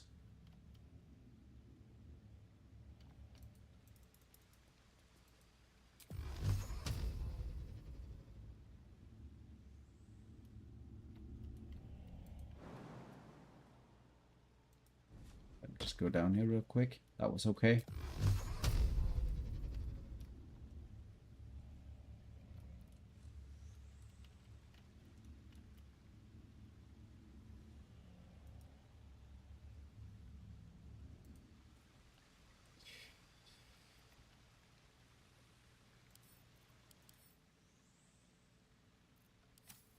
I'm going to destroy it by fire.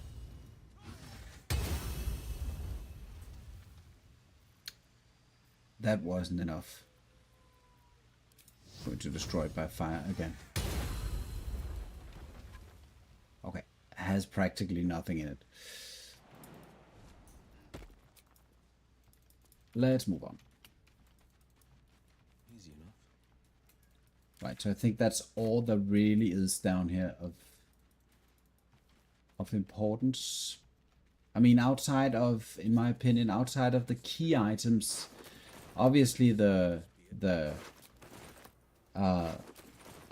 murders and the investigation is really interesting, and the whole setup with the dwarf is really interesting, and everything, in my opinion, that has to do with those plot lines in Act 3 are very, very nicely done, very cool. But for me, when I come to get to this point in solo, what I want to think about is, how do I get to level 12? How do I get the items I need? And how do I get to those fights that I want to do? That's the point I get to pretty quickly in this act.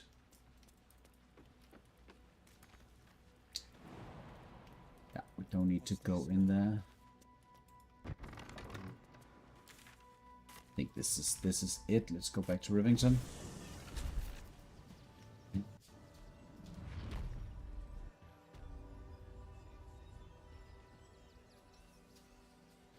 All right. Next up is the problems down here at with Alf, Arthur, Gregorio. I probably want to see if I can't convince him to give me a ticket to the show. There's also the fight in here inside of the carnival. I think that's also something I could do. I could go talk to the genie and sorry, not genie, the Ginny, and then go to the dinosaur land, have fun with the dinosaurs. No circus for you. So there are a couple of things that I can do for a bit of experience at this point. And then obviously what I forgot to think about is the first order of business is to go and have a statue made of Wyll for the camp. That is the first order of business, really.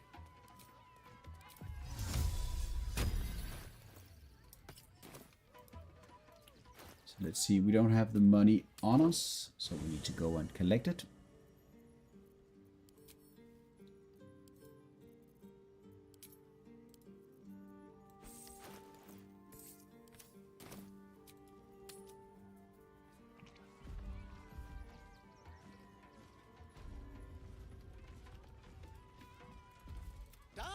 Brows are bespoke, stony, and my wife shall be deluxe. Yeah, of course, it is a statue of Wyll naked.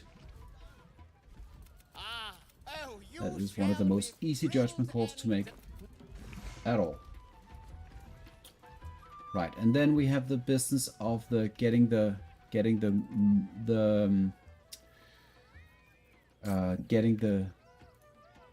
he has one of the clown parts here. Lots of.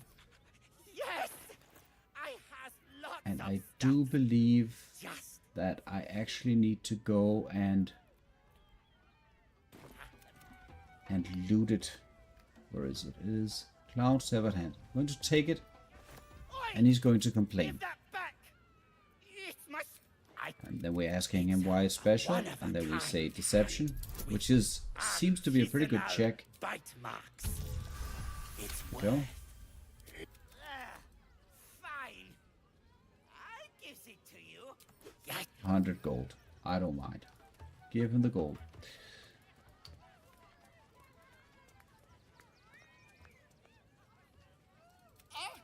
Luce and Boris. But I do think actually that I am going to save the game at this point. I have a couple of other things I need to do. Probably I should try to get my hotbar here in order. This is practically impossible to look at. But so yeah, maybe I think actually, because I do have a couple of things I need to do. So thank you very much to anybody who stuck out and hung out until this point. I will be getting to level 12. That's next order of business, and then contemplating on doing some of those end game encounters that are interesting. And I will be streaming everything, but I need to, some of the stuff maybe going into shops and selling things and looting things might not be something I don't want to spend time on stream. But anything else, any fights, of course, I will do. So I am going to raid out. Let's just see if there's anybody that I know. Going to raid out to Cora again. This guy is just indomitable. And now he's up to 17 viewers. So he's doing something right. Let's hit in there. He's currently playing a regular 4-man party, but he's normally playing all sorts of games, and the second that he loses and dies, he's going to uninstall and quit the game.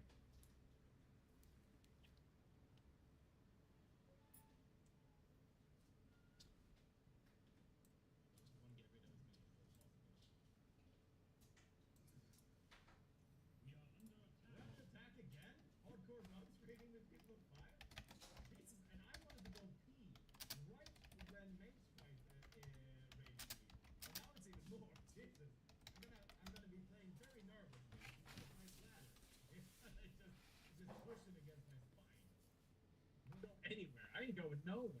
How are you doing, hardcore runs? What are you up to?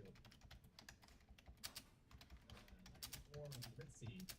Oh, I couldn't do that actually. Let's do a. Alright, I'm gonna have to move. What if I'm good? What if I'm good? Okay, that's it. I can't be pressing this bit. So, go run. Yeah, here's some hardcore running with this crazy idea. You do it on mode solo. No, you can buff and buckets. Yeah. You know what? I'm out of water, so.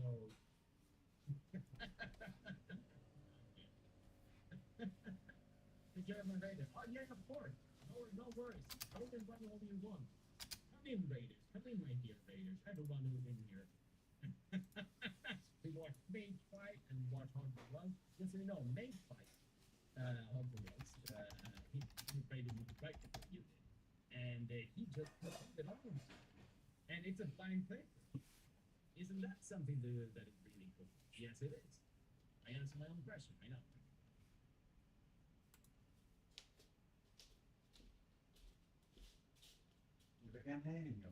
Ej, så smiler hun. Hun blev lidt bange, fordi jeg ikke vidste, det var armen, jeg fik et chok over det smil, og så står det med bange for det. Fix me with something as a figure shop.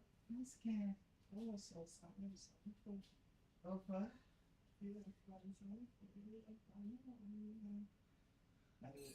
Har du sovet? Nej, hvorfor er det ikke sket? Jeg troede, du havde sovet. Har du ikke sovet over i sengen? Nej, jeg har ude i tyre. Bare nu over den før, så kom jeg til at jeg godt til en ur. Og jeg tror på den her. Men jeg kan også sådan harmonisk lidt plads. Så jeg er glad harmonisk. Jeg vil gerne høre tyre for dig. Hvem har lavet den? Hvorfor? Sonja. Og Alba. Og Alba. Var de søde? Eller Alba. Alba og Sonja. Var de søde, skat? Var de søde med dig? Sorry. Var de søde? Godt lide. Ja.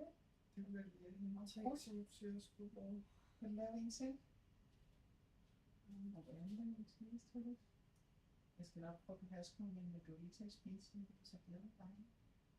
Så du lavede sådan her og Alba. Okay, og det fik de spise du lidt med? Ja. Nå, hvornår skal du prøve at spise med, skat?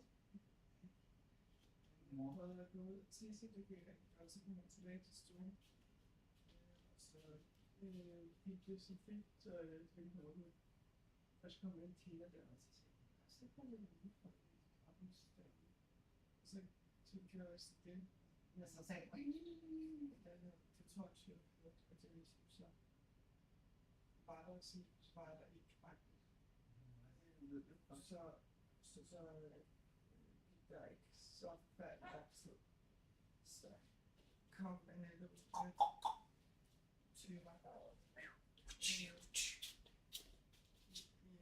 uniform. Og det havde fået uniform og alt muligt. Ja. Hvor blev du ked af det? Det var også jo en time efter, vi var... Hej, Dylan. Hej. Hej. Ja. Jeg havde holdt det om til og... Tilbage. Og hun var fra 37. Tilbage. Ja. Ja. Yes. Hvad siger du? Jeg kan ikke være ekstra henne. Kan ikke være hvad? Jeg kan ikke være ekstra henne.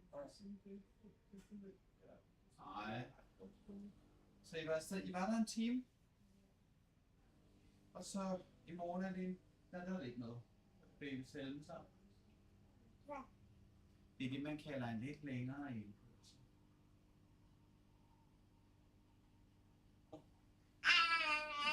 Ja, du skal vente os i stedet, ikke også? Det er ikke ligesom din søster, hun kommer bare ind og sådan ved, hvor tingene ligger.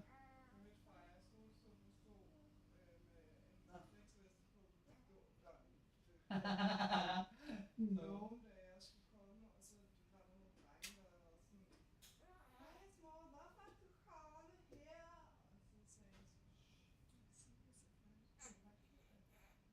Så kom Freja jo simpelthen skældende før, jeg kunne nå.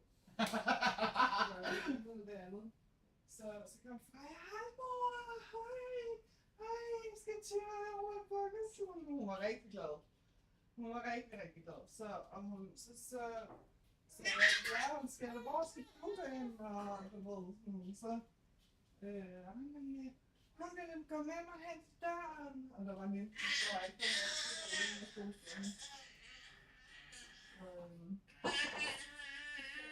noget, og jeg var henne ved døren, og jeg fik et til.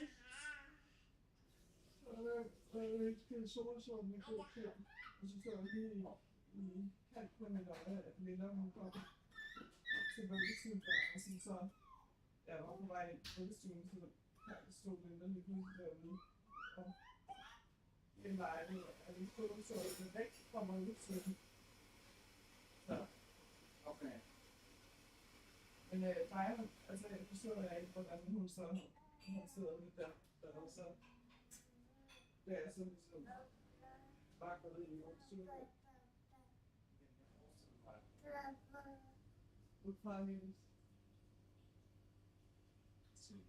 stream